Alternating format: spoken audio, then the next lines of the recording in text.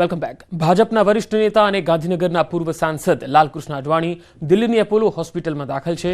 હાલમાં તેમની તબિયત સ્થિર બતાવાઈ રહી છે.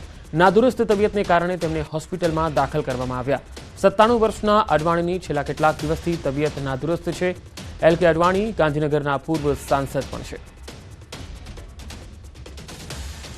તો એલ કે અડવાણી દિલ્હીના એપોલો હોસ્પિટલમાં દાખલ કરવામાં આવ્યા છે. 97 વર્ષીય ભાજપના દિગ્ગજ નેતા લાલકૃષ્ણ અડવાણીની સારવાર ન્યુરોલોજી વિભાગના વરિષ્ઠ સલાહકાર ડોક્ટરની દેખરેખ હેઠળ થઈ રહી છે. એપોલો હોસ્પિટલમાં તેમણે છેલ્લે 4 જુલાઈ 2024માં પણ દાખલ કરાયેલા હતા. તેના થોડા દિવસો પહેલા તેઓ all India institute of medical science એટલે કે એમ્સમાં પણ દાખલ થઈ ચૂક્યા હતા.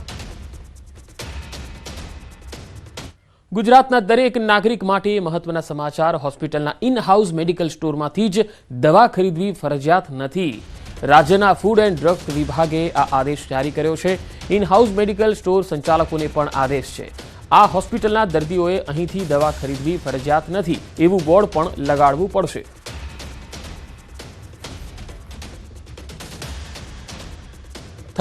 પહેલા ગુજરાતમાં દારૂ ઘુસાડવા બુટલેગરો અવનવા પ્રયાસ કરતા હોય છે, ત્યારે વલસાડ જિલ્લામાંથી ફરી એકવાર વિદેશી દારૂ ઝડપાયો.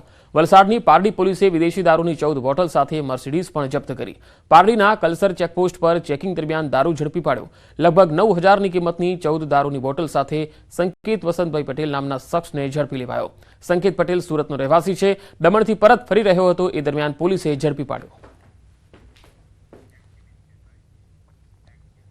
જૂનાગઢના રહેણાંક વિસ્તારમાં સિંહની લટાર. દાતાર રોડ પર સોસાયટીમાં ઘૂસી સિંહના આંટાફેરા કેમેરામાં પણ કેદ થયા છે. સિંહણનો વિડીયો સોશિયલ મીડિયામાં પણ વાયરલ થઈ રહ્યો છે. દાતાર રોડ પર એક સોસાયટીમાં સિંહણ ઘૂસી ગઈ હતી, જેનો વિડીયો સીસીટીવીમાં જોઈ શકાય છે. સિંહના આંટાફેરા રહેણાંક વિસ્તારોમાં જોવા મળી રહ્યા છે, જેને લઈને લોકોમાં પણ હવે ભયનો માહોલ છે. તો જૂનાગઢથી આ તસવીર આવી રહી છે. દાતાર રોડ પર સિંહણની આ લટાર. દાતાર રોડ પર એક સોસાયટીમાં સિંહણ ઘૂસી આવી. સીસીટીવીમાં જે દ્રશ્યો છે એ કેદ થઈ ગયા છે. સિંહના આંટાફેરા કેમેરામાં કેદ થયા છે.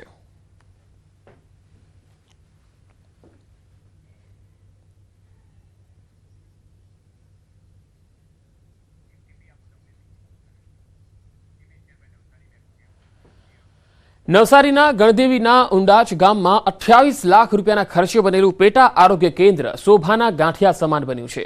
આ આરોગ્ય મંદિર 7 મહિના અગાઉ નવું બનાવવામાં આવ્યું છે, પરંતુ અધિકારીઓની બેદરકારીથી ગામનું પ્રાથમિક આરોગ્ય કેન્દ્ર બંધ છે અને તેની બહાર ખંભાથી તાળા લટકી રહ્યા છે. સ્થાનિકોએ કહ્યું, અધિકારીઓની મિલીભગતના કારણે કોન્ટ્રાક્ટર આરોગ્ય કેન્દ્રની નબળી ગુણવત્તાનું અને અધૂરું કામ મૂકીને જતો રહ્યો છે. આરોગ્ય કેન્દ્રમાં નબળી ગુણવત્તાના દરવાજા છે, તો હજુ કેટલાક રૂમમાં દરવાજા પણ નથી લગાવાયા. બીજી તરફ આરોગ્ય કેન્દ્રમાં લાઇટનું કનેક્શન પણ નથી અપાયું. આરોગ્ય કેન્દ્રના એક કર્મચારીએ કહ્યું, વારંવાર રજૂઆત છતાં અધિકારીઓ હજુ સુધી આરોગ્ય કેન્દ્ર શરૂ કરાવતા નથી. કામમાં ભલેવાર નથી. કમ્પાઉન્ડ વોલને કોલમ બીમ કરેલા નથી, એમ જ બાંધી દીધેલી છે. ફ્લોરિંગમાં બીજા ગામના મુકાબલામાં અમારે કોટા લાખેલા છે, ત્યાં સ્પાર્ટેક લાખેલી છે. કલર કામ પ્રોપર નથી કરેલું અને દરવાજાનું ફિટિંગ પણ નથી. લાઇટ પણ હજુ કનેક્ટ કરેલી નથી. એના અભાવે 6 મહિનાથી આ સેન્ટર બંધ પડેલ છે. કે જે કોન્ટ્રાક્ટર છે એમનું કામ થોડુંક અધૂરું છે. ઉપરની સાઈડ જે દરવાજો નાખવાનો હતો અને આગળ જે ગ્રીલ છે એ હજુ નાખવાની બાકી છે, અને એ પછી ઉપયોગમાં લેવા માટે જો કામ પૂરું થઈ જાય પછી એની હેન્ડઓવર કરી દેશે, પછી એનો ઉપયોગમાં લેવાનું ચાલુ કરીશું. તો સ્થાનિકોની આરોગ્ય કેન્દ્ર શરૂ કરવાની માંગ છે, કારણ કે આરોગ્ય કેન્દ્ર શોભાના ગાંઠિયા સમાન બન્યું છે.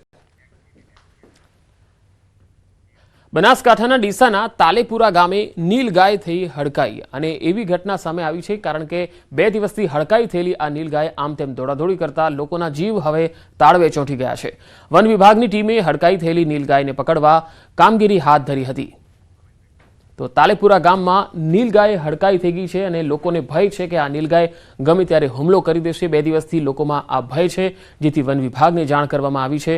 વન વિભાગની ટીમ સતર્ક બની છે અને આ નીલગાયને પકડવા માટે સજ્જ થઈ છે. તાલેપુરા ગામમાં નીલગાય હડકાઈ થઈ.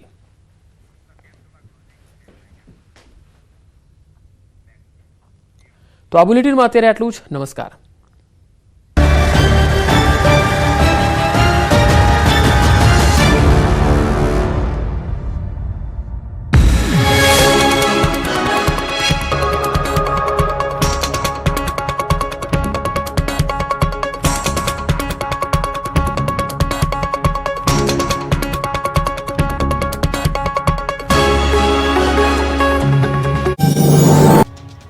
ગુજરાતમાં કાતિલ ઠંડીનું મોજું ફરી વળ્યું છે. સૌરાષ્ટ્રથી લઈ કચ્છ અને ઉત્તર ગુજરાતને લઈને દક્ષિણ ગુજરાત સુધી બર્ફીલા પવન ફૂંકાતા આખું ગુજરાત જાણે ફ્રીજ બની ગયું છે. ગુજરાતમાં શિયાળાએ એક અઠવાડિયાથી એવો અડીંગો જમાવ્યો છે કે ગુજરાતીઓ થરથર ધ્રુજવા લાગ્યા છે. રાજ્યભરમાં ઠંડીની સાથે ઉત્તર તરફથી ફૂંકાતા બર્ફીલા પવનને કારણે લોકો ઠૂઠવાઈ ગયા છે. હાડ થીજોતી ઠંડીના કારણે રીતસરનું ગુજરાત ધ્રુજી ગયું છે. ઠંડા પવનોથી થથરી ગયા ગુજરાતીઓ જાણે કાશ્મીર બની ગયું હોય તે રીતે શિયાળાએ બરાબરની જમાવટ કરી છે. મોટાભાગના શહેરોમાં પારો 12 ડિગ્રીથી નીચે પહોંચી ગયો. સતત ઝડપી ગતિએ પવન ફૂંકાતા મહત્તમ તાપમાનમાં ઘટાડો થયો. સતત ત્રીજા દિવસે નલિયા અને રાજકોટમાં સૌથી ઓછું લઘુત્તમ તાપમાન નોંધાયું. નલિયામાં 8 ડિગ્રી, રાજકોટમાં 9.8 ડિગ્રી, પાટણના રાધરપુરમાં 9.4 ડિગ્રી, પાટણમાં 10.1 ડિગ્રી, નર્મદામાં 10.6 ડિગ્રી, મહીસાગરના લુણાવાડામાં 10.5 ડિગ્રી, મહેસાણાના જગુદણમાં 11.3 ડિગ્રી, દાહોદમાં 11.5 ડિગ્રી, અંબાજી મંદિર ખાતે 11.6 ડિગ્રી તાપમાન નોંધાયું છે. તો અમદાવાદ તો જાણે હિલ સ્ટેશન બની ગયું. શહેરમાં વહેલી સવારથી જ ઉત્તર અને ઉત્તર પૂર્વ દિશા તરફથી પવન ફૂંકાઈ રહ્યા છે, જેની ગતિ 15 થી 20 કિલોમીટર પ્રતિ કલાકની ઝડપ છે અને વધુ તેજ પવન ફૂંકાતા આ ગતિ 25 કિલોમીટર પ્રતિ કલાક સુધી પણ પહોંચી શકે છે. વહેલી સવારથી જ ઠંડા પવન ફૂંકાતા પારો 13 ડિગ્રીએ પહોંચી ગયો હતો. હજુ અઠવાડિયું કાતિલ ઠંડીમાં ઠૂઠવા માટે તૈયાર રહેવું પડશે, એટલે ગરમ વસ્ત્રોમાં લપેટાયેલા જ રહેજો. આ તરફ હિલ સ્ટેશન માઉન્ટ આબુમાં કાતિલ ઠંડીએ કહેર વર્તાવ્યો. માઉન્ટ આબુમાં તાપમાનનો પારો -5 ડિગ્રીએ પહોંચ્યો. માઉન્ટ આબુમાં અનેક સ્થળોએ બરફની સફેદ ચાદર છવાઈ. પાર્ક કરેલી કાર ઉપર પણ બરફના થર જામ્યા. આ બરફના થરને કાર પરથી હટાવતા સહેલાણીઓના વિડીયો સોશિયલ મીડિયામાં વાયરલ થયા. ત્યારે માઉન્ટ આબુમાં મોટી સંખ્યામાં પહોંચી રહેલા પ્રવાસીઓએ ફૂલ ગુલાબી ઠંડીની મજા માણી. ત્યારે આબુમાં તાપમાનનો પારો ગગડતા ગુજરાતના સહેલાણીઓ મોટી સંખ્યામાં પહોંચ્યા હતા.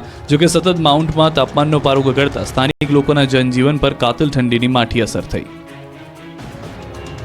નકલી વસ્તુઓની ભરમાર વચ્ચે હવે ઉત્તર ગુજરાતનું મહેસાણા હોય કે કડી, બનાસકાંઠા હોય કે પાટણ, બધા જ શહેરો જાણે નકલી વસ્તુઓના એપી સેન્ટર બની ગયા છે. કૌભાંડનું ઝોન બની ગયેલા ઉત્તર ગુજરાતમાં હવે નકલી વસ્તુનો રાફડો ફાટ્યો છે.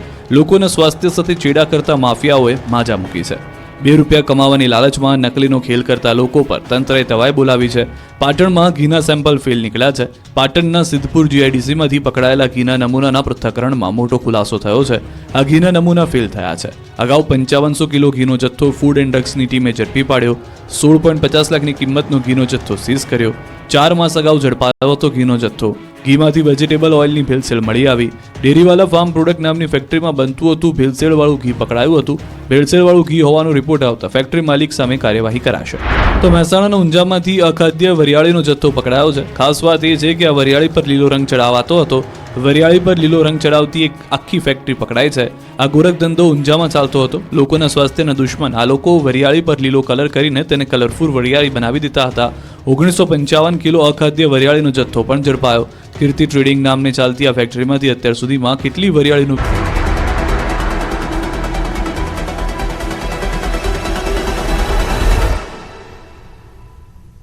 તિરુપતિ એડિબલ ઓઇલ્સ, દરેક તહેવાર હેલ્ધી તહેવાર.